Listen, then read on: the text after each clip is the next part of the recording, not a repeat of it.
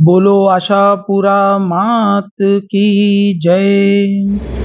तो hello friends, Sunday की morning है और हम लोग निकल गए हैं माता जी के यहाँ जाने के लिए। ये मेरे दोस्त भी जा रहे हैं आगे। तो आज की जो ये यात्रा है ये रिलायंस टाउनशिप जो जामनगर में है वहाँ से माता जी के मंदिर तक जाती है।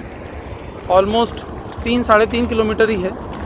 और आप सभी को पता है कि इस तरह की जो यात्रा होती है इसमें जब आप जाते हैं तो मन में बड़ी ही भक्ति और श्रद्धा रहती है। तो आज हम रास्ते में मंदिर है जो पंचमुखी हनुमान जी मंदिर है उसके भी आपको दर्शन कराएंगे और साथ ही साथ में के मंदिर में पहुंचेंगे तो वहां अंदर तो मोबाइल फ़ोन अलाउड नहीं है, लेकिन हम बाहर से ही आपको उनके दर्शन करा देंगे।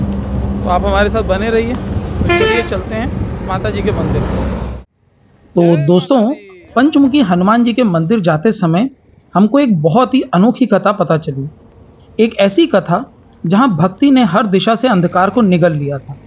लंका का युद्ध जैसे जैसे अंतिम अध्याय की ओर बढ़ रहा था, रावण के पातालवासी भाई अहि रावण ने छाया की तरह वार किया। रात के अंधेरे में जब सारा रणभूमि शिथिल पड़ा था, अहि रावण ने छल से श्री राम और श्री लक्ष्मण को अगवा कर लिया और उन्हें पाताल लोक ले गया। जी हाँ दोस्तों, बलि के लिए।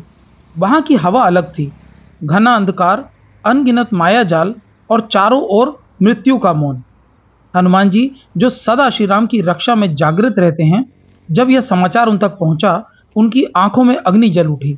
ना समय देखा ना राह, बस एक ही लक्ष्य था, राम और लक्ष्मण को बचाना है, अभी इसी क्षण। जब हनुमान जी वहां पहुंचे, उन्होंने देखा श्री राम और लक्ष्मण जी बलि वेदी पर थे। सामने अहि रावण था, मायावी, अजय और अहंकारी। परंतु यह कोई साधारण युद्ध नहीं था। कहते हैं अहि रावण की मृत्यु तभी हो सकती थी जब 5 दिशाओं में जल रहे 5 दीपक एक ही समय पर बुझाए जाएं। हनुमान जी ने अपने भीतर की शक्ति को जगाया।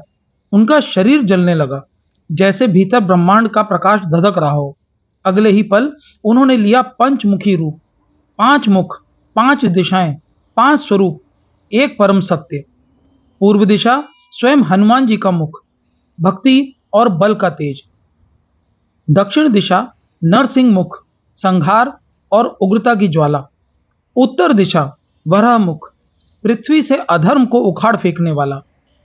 पश्चिम दिशा गरुड़ मुख, विष, मोह और बंधन को काट देने वाला। ऊर्ध्व दिशा हिग्रीव मुख, ज्ञान का अमृत और विवेक का प्रकाश। पांचों मुखों ने पांचों दीपों को एक साथ बुझाया और उसी क्षण अहि रावण के जीवन की डोर टूट गई। एक ही क्षण में माया का समापन हो गया। जब श्री राम ने हनुमान जी को देखा, वे मौन थे, नेत्रों से अश्रु बह रहे थे। हनुमान, तुम केवल मेरे सेवक नहीं, तुम तो मेरे प्राण हो। लक्ष्मण जी ने भी हाथ जोड़ लिए, क्योंकि यह किसी एक योद्धा की नहीं, एक सच्चे भक्त की विजय थी। जब संकट हर दिशा से हो, उत्तर से भय, दक्षिण से मोह, पूर्व से क्रोध, पश्चिम से विष और ऊपर से भ्रम, तब हर दिशा में आत्मा को जागृत करना पड़ता है। पंचमुखी हनुमान जी हमें यह सिखाते हैं, भक्ति अकेले नहीं आती, उसके साथ विवेक, शक्ति, साहस और ज्ञान भी जागते हैं। जी हाँ दोस्तों, ऐसे हैं हमारे हनुमान जी। तो सभी भक्तगण कमेंट में जरूर लिखें, बजरंग बली की जय, जय श्री राम। तो दोस्तों, सभी भगवानों के आराध्य शिव जी को जल चढ़ाने के बाद अब समय हो गया था कि हम पंचमुखी हनुमान जी मंदिर से दर्शन करके अपनी यात्रा को आगे की तरफ ले जाएं। तो हमने नमस्कार किया और अपनी यात्रा को आशापुरा माता जी के मंदिर की तरफ शुरू किया। दोस्तों, गुजरात के प्रसिद्ध आशापुरा माता मंदिर जी की जो कहानी है वह भी इतनी ही इंटरेस्टिंग है। कई समुदायों की कुल देवी, मुख्य रूप से कच्छ में यहाँ की कुल देवी माता आशापुरा जी का पीठ है। आशापुरा माता को कई समुदाय अपनी कुल देवी के रूप में मानते हैं। इनमें से प्रमुख रूप से नवानगर, राजकोट, मोरवी, गोंडल, बारिया राज्य के शासक वंश चौहान और जाडेजा राजपूत शामिल हैं। गुजरात में आशापुरा माता का मुख्य मंदिर कच्छ में है, जिसको मातानुमढ़ जो भुज में है से लगभग 95 किलोमीटर दूरी पर स्थित है। कच्छ के गोसर और पोलादिया समुदाय के लोग भी आशापुरा माता को अपनी कुलदेवी मानते हैं। तो चलिए आशापुरा माता जी की कहानी सुन लेते हैं। आशापुरा माता की कहानी है ऐतिहासिक बताते हैं कि चौहान राजवंश की स्थापना के बाद में शुरू से शाकंभरी देवी को कुल देवी के रूप में पूजा जाता था। चौहान वंश का राज्य शाकंभर यानी सांभर में स्थापित हुआ। तब से ही चौहानों ने मां आद्या शक्ति को शाकंभरी के रूप में स्वीकार करके शक्ति की पूजा अर्चना शुरू कर दी। इसके बाद नाडोल में भी राव लक्ष्मण ने शाकंभरी माता के रूप में ही माता की आराधना की प्रारंभता की। लेकिन जब देवी के आशीर्वाद फलस्वरूप उनकी सभी आशाएं पूर्ण होने लगीं, तो उन्होंने माता जी को आशापुरा मतलब आशा पूरी करने वाली माता कहकर संबोधित करना प्रारंभ किया। इसी तरह से माता शाकंभरी ही एक और नाम आशापुरा से विख्यात हुई और कालांतर में चौहान वंश के लोग माता शाकंभरी को ही आशापुरा माता के नाम से कुलदेवी मानने लगे।